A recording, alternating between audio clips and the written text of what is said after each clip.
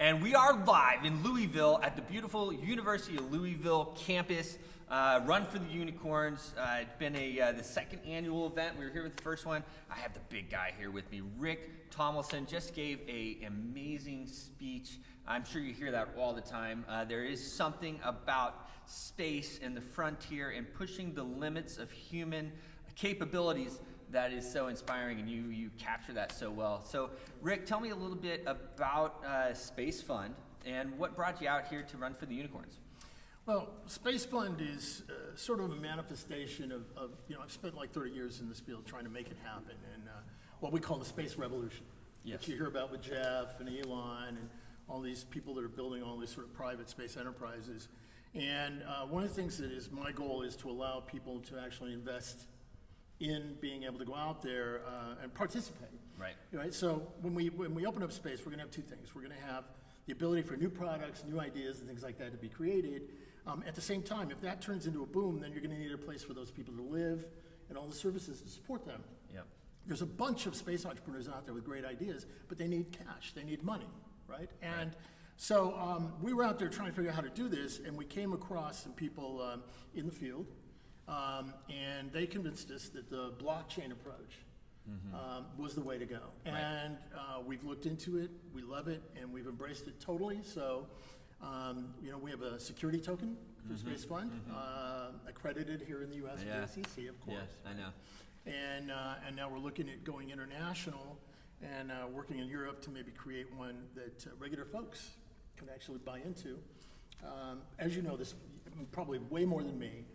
This field is evolving. It is, and it's just an exciting place. It's an exciting place, and there's it's pretty sexy, right? And you throw in the space, and of course, it's even sexier.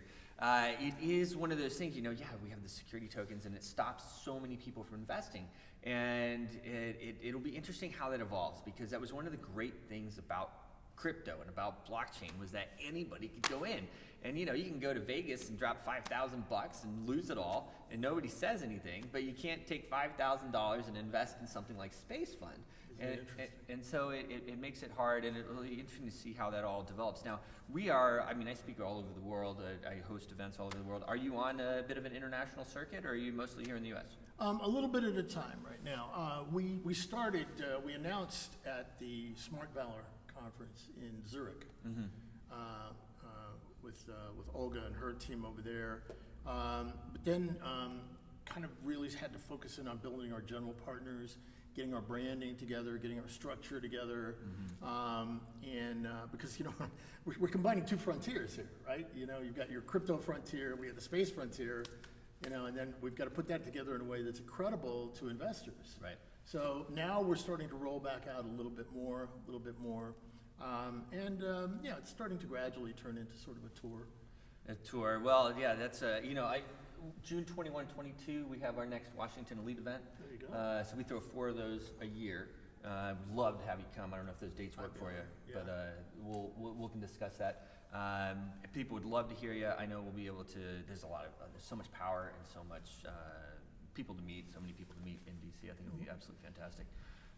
So now tell me a little bit about the history of Rick Tumlinson. Like what you say, all right, you've been in the business for 30 years, but what does that consist of? What did that look like? It's a total fluke. I'm dead serious. That's the way it happens sometimes. Yeah, I never had the plan of doing this. I was a science fiction nerd. Okay.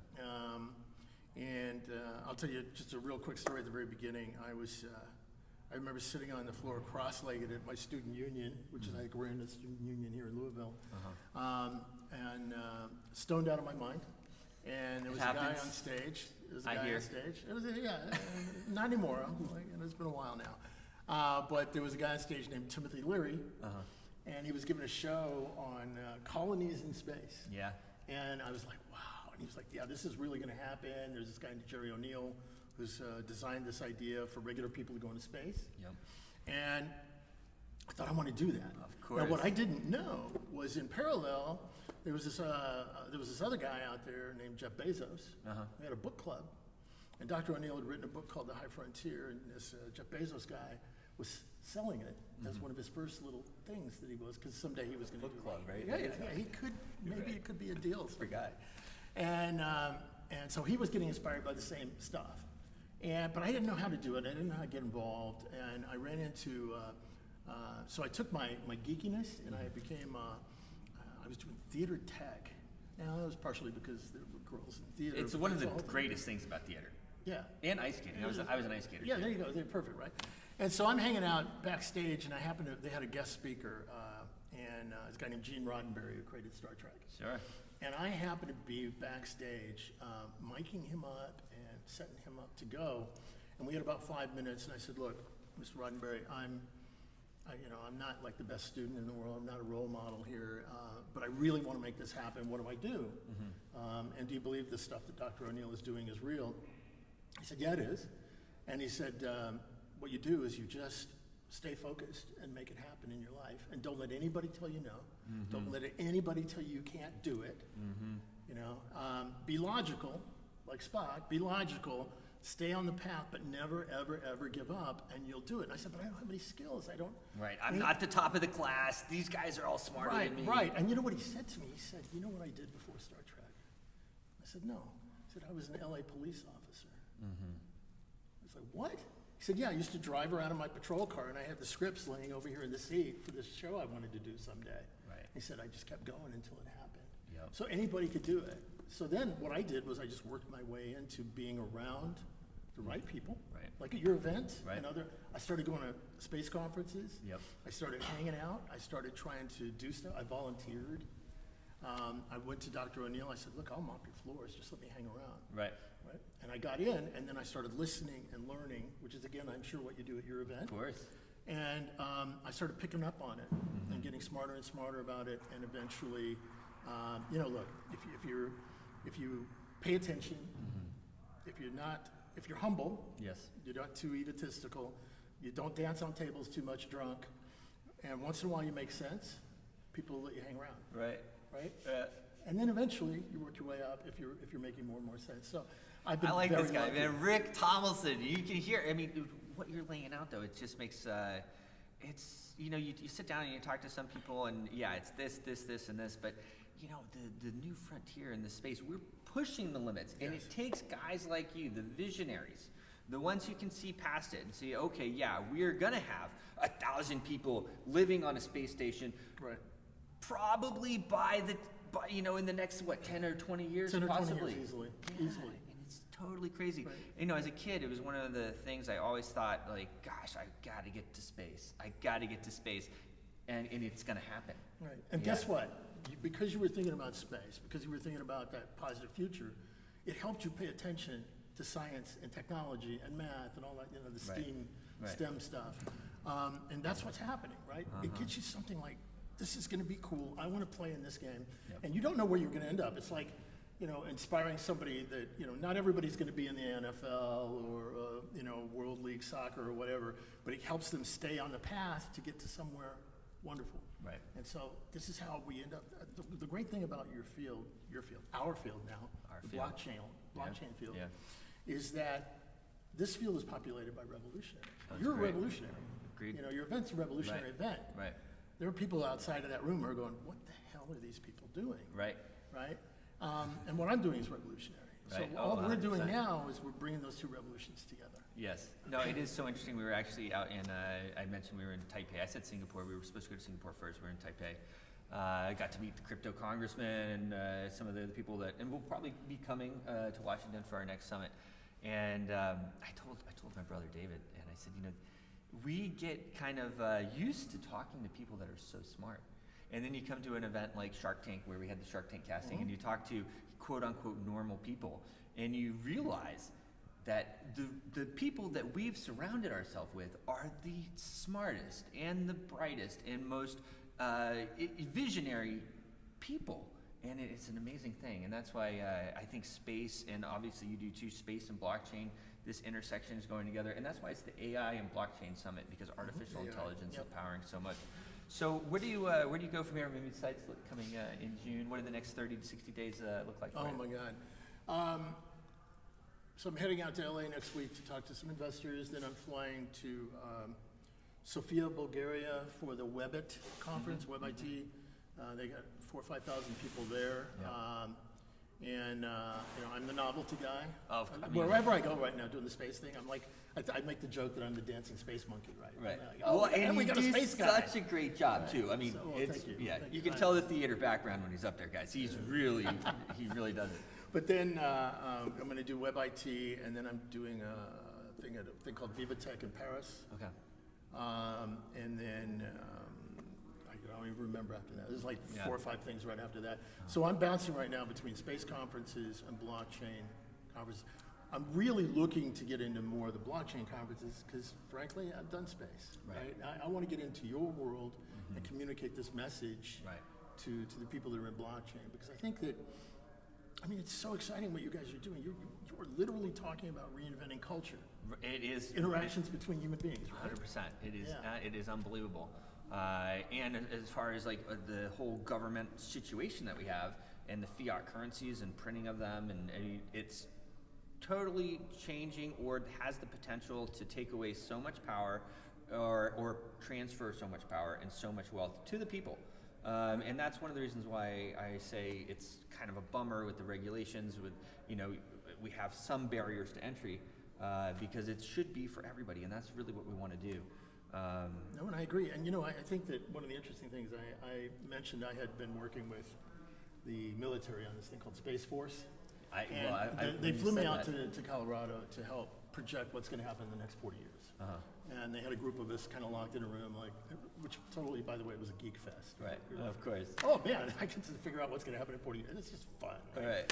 But one of the things I explained to them, and this comes from the blockchain revolution in a sense, is that if you're in space and you have the ability, using AI and additive manufacturing and space resources, and you've got your little group of people, whether it's your family or your tribe, maybe you and 50 friends or whatever, and you've got the ability, unlimited energy coming from the sun, Yep.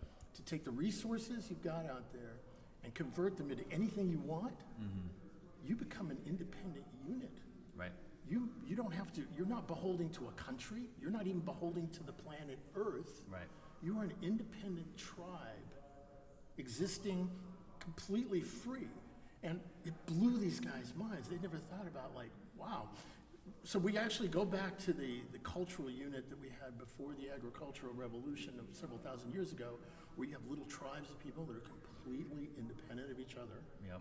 Now, they're going to want to trade. Sure. They're going to want to interact. You have to. Which is, I think, where blockchain comes in. Right. Right? Because you're going to create currencies and means of contracting and means of property and stuff like that. Right. Where people can work together but be completely independent. Yep. These Air Force guys, they were like, what the hell are you talking about, man? Yeah. So, yeah, it's going to be exciting. Well, it is interesting because living in DC, of course, your neighbors end up being, your kids are playing soccer with the White House people, and you meet everybody. And so I was actually dropping my daughter off to an ice skating lesson the other day, and one of my friends, he was like, "Oh, he couldn't wait to kind of get around, how's the blockchain thing going, and this and that." And he's working on Space Force, and Yeah. he just was so excited about it. And they're in the process now, really, of putting together the plans and pitching those to Congress and everything. But yeah, it's huge. And it was interesting to see. I mean, he about knocked over a table to get over to me. You know what I mean? He really wanted to come over and talk to me. But they were all talking about how the blockchain technology and space and how interwoven it was.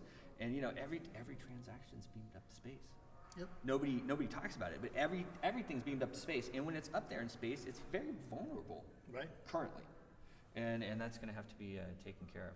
Yeah, you need to be able to maintain your identity, the chain of ownership, all of these kinds of things, responsibility. Yep. And the beauty of the transparency that you guys create with the blockchain. And I think it all works together. The challenge is, how do we transition cultures into this new way of doing things, which is, again, why I like space, because it's a new place. A new frontier. Yeah, and it's not just a new place to hang out. It's a new place to try new things. One of the things I was saying in there early on was, where do you go to try the next step beyond democracy? I know. There we go. So I it's know. the Well, future. speaking of that, and then we'll wrap it up, but Lieberland, have you heard of Lieberland? It's a new country. So President Witt's a friend of mine. Okay. He said, I interviewed him actually in Taipei again. We know each other. And afterwards I said, I don't know what the political situation looks like for us. over the next 10 to 20 years. It's hard to see in the U.S. what's going to happen. And he said, Bruce, you're already a citizen of Louisville, and just come in August, and we're doing the Floating Man, which actually you should come to. We're doing a Floating Man event, but he's taken that country and put it on the blockchain. So they're using EOS, and they have everything going on. Right. And they're not using a democracy as a republic. And it's similar kind of to what we have, because democracy is kind of mob rule, or what they say. But it will be interesting exactly what the next steps are and how it works. And like you said, we'll end up being kind of tribes out there, and it will happen. And another thing he said on stage is, guys, we haven't found anybody else. There might not be anybody else. Now, probably, I think We hope there are. We hope there are. But you can only bet with the cards that are in your hand, Right. right? I can't bet on the cards I can't see, and the cards I can see right now are us. Yep. And we're screwed up. We're apes, Yeah. we're still like running around like apes, but we have a Fighting with chance. each other all the time, Yeah, but we have all the a chance time. to do new things in Yeah. new ways, in new places, and create new interactions, new civilization. And that's when we're at our best, Yes, when we're absolutely. innovating and pushing things forward. So Rick, thanks so much for coming on. What's the social media, your website? How do people get a hold of you? Okay, so the company itself is called SpaceFund, and we're spacefund.com. We're looking for investors. We're looking for people who want to get involved. And then my nonprofit is called Earthlight and New Worlds, which Earthlight is the big mega stuff, and then New Worlds is more the tech. Okay. We have a conference in November Okay. called the New Worlds Conference. Where's that?